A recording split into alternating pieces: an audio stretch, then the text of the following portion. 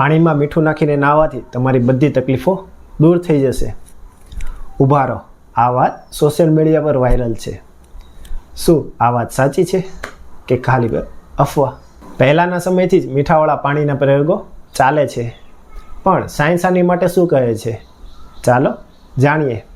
આમાં પાંચમી વાત ખાસ જાણવા જેવી છે. પહેલું, જો સાંજના સમયે સાંધાનો દુખાવો કે શરીર જકડાઈ જતું હોય તો ગરમ પાણીમાં મીઠું નાખીને નાહવાથી સાંધાનો દુખાવો દૂર થાય છે અને સોજા ઉતરે છે. આ વાત એકદમ સાચી છે. બીજું, લોકો કહે છે આનાથી ડેન્ડ્રફ દૂર થાય છે. ત્રીજું, વાળ સિલ્કી બને છે.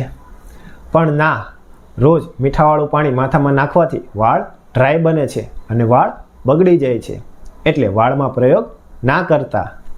ચોથું, આખો દિવસ કામ કરીને થાકી ગયા હોવ તો સોલ્ટ વોટર બાથથી તમારું બ્લડ સર્ક્યુલેશન સારું થશે અને તમને ઊંઘ મસ્ત આવશે.